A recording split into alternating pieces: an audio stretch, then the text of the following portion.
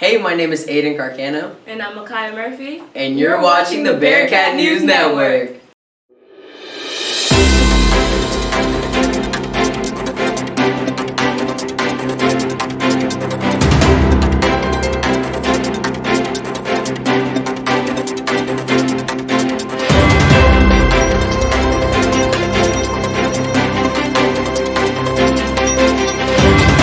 Will you please stand for the pledge? I pledge allegiance to the flag of the United States of America and to the republic for which it stands, one nation, under God, indivisible, with liberty and justice for all. Now for the Texas Pledge. Honor the Texas flag. I pledge allegiance to thee, Texas, one state under God, one and indivisible. Please remain standing for a moment of silence.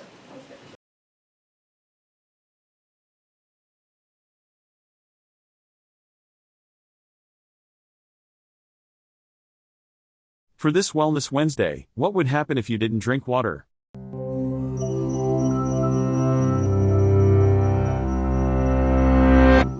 Water is virtually everywhere, from soil moisture and ice caps to the cells inside our own bodies. Depending on factors like location, fat index, age, and sex, the average human is between 55 and 60% water. At birth, human babies are even wetter. Being 75% water, they are swimmingly similar to fish. But their water composition drops to 65% by their first birthday. So what role does water play in our bodies? And how much do we actually need to drink to stay healthy? The H2O in our bodies works to cushion and lubricate joints, regulate temperature, and to nourish the brain and spinal cord. Water isn't only in our blood.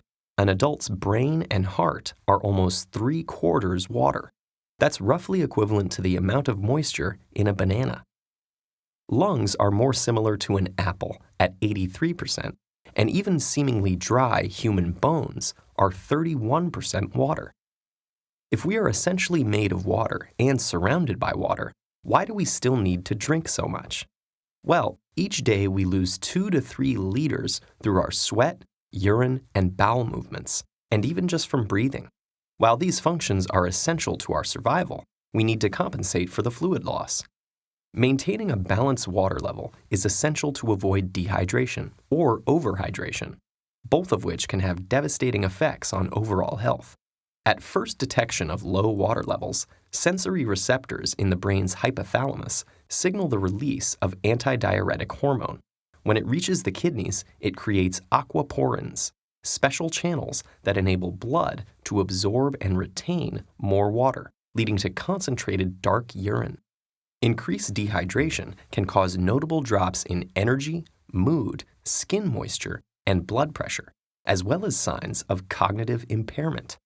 A dehydrated brain works harder to accomplish the same amount as a normal brain, and it even temporarily shrinks because of its lack of water. Overhydration, or hyponatremia, is usually caused by overconsumption of water in a short amount of time. Athletes are often the victims of overhydration because of complications in regulating water levels in extreme physical conditions. Whereas the dehydrated brain amps up the production of antidiuretic hormone, the overhydrated brain slows or even stops releasing it into the blood. Sodium electrolytes in the body become diluted, causing cells to swell. In severe cases, the kidneys can't keep up with the resulting volumes of dilute urine. Water intoxication then occurs, possibly causing headache, vomiting, and in rare instances, seizures or death. But that's a pretty extreme situation. On a normal day-to-day basis, maintaining a well-hydrated system is easy to manage for those of us fortunate enough to have access to clean drinking water. For a long time, conventional wisdom said that we should drink 8 glasses a day. That estimate has since been fine-tuned. Now, the consensus is that the amount of water we need to imbibe depends largely on our weight and environment. The recommended daily intake varies from between 2.5 to 3.7 liters of water for men and about 2 to 2.7 liters for women, a range that is pushed up or down if we are healthy, active, old, or overheating. While water is the healthiest hydrator, Other beverages, even those with caffeine like coffee or tea, replenish fluids as well. And water within food makes up about a fifth of our daily H2O intake. Fruits and vegetables like strawberries, cucumbers, and even broccoli are over 90% water and can supplement liquid intake while providing valuable nutrients and fiber. Drinking well might also have various long-term benefits. Studies have shown that optimal hydration can lower the chance of stroke, help manage diabetes, and potentially reduce the risk of certain types of cancer. No matter what, getting the right amount of liquid makes a world of difference in how you'll feel, think, and function day to day.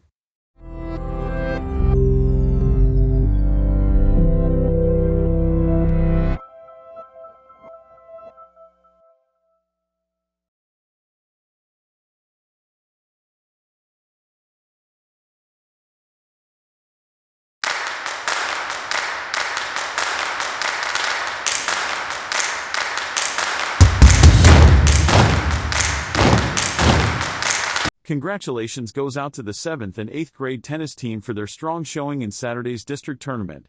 Both girls and boys teams demonstrated great improvement in effort with all their matches. A special shout-out goes to Griffin Reese and Brian Alvarado for winning the 8th grade doubles championship. Here are the PIS winners from last week's raffle. Prizes will be given through lunches today. 7th grade, Kaylee Simmons, Callista Klusisek, Mia McNamara, Hannah Raza, Cadence Pace Caballero. 8th grade, Williams, M.A. Kia, Alan Solis, Kieran Hall, Jones, Trina, Kamara Walls. Teachers, Maxwell and Arpuchetti. Parents. It's that time of year again. You know how you always ask your kid how their day was, or what happened at school today, and they always mumble something like, "It was fine" or "okay, I guess." Well, now you can really see what happened at school with all the memories captured in the 2022 to 2023 school year at Central Middle School.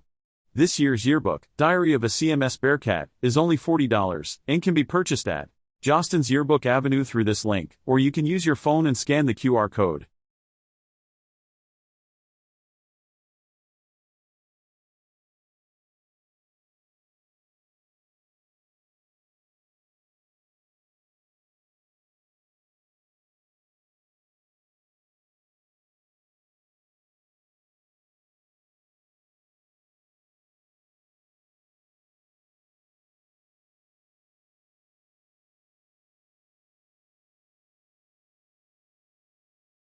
If you are an incoming Ball High boys or girls freshman and you are interested in playing water polo for Ball High, there will be an informational meeting for you and your parents on May 18th at 3:30 p.m. in room 217.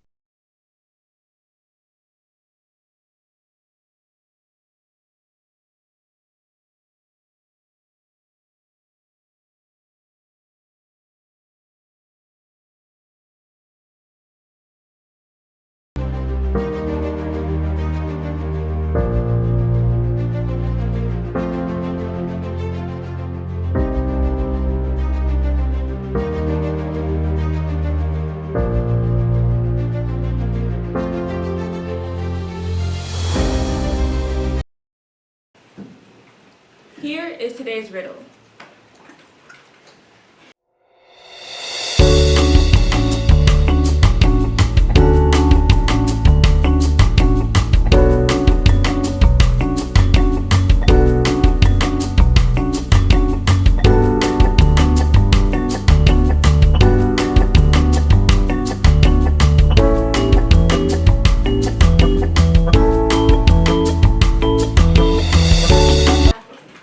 Here is what happened today in history.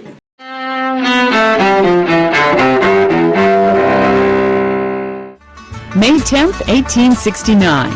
Big trains stay off my back. We got 1,000 miles of track. At Promontory, Utah, a golden spike is driven into the ground, completing the first transcontinental railroad in the United States. 1933. Months after taking power in Germany, the Nazis staged massive public burnings of books considered to have un-German ideas. 1941. During World War II, Rudolf Hess, Adolf Hitler's deputy in Nazi Germany, parachutes into Scotland. Hess claims he's on a peace mission, but he's treated as a prisoner of war and spends the rest of his life behind bars. 1994, Nelson Mandela takes the oath of office to become South Africa's first black president after the end of apartheid.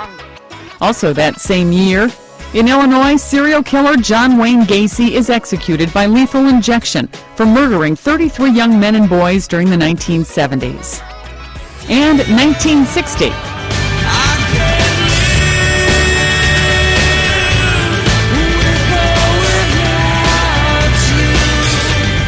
Rock musician Bono, frontman of the group U2 and an anti-poverty activist, is born in Dublin, Ireland. Today in history, May 10th. Sandy Kozel, The Associated Press. And that is your Bearcat news for today.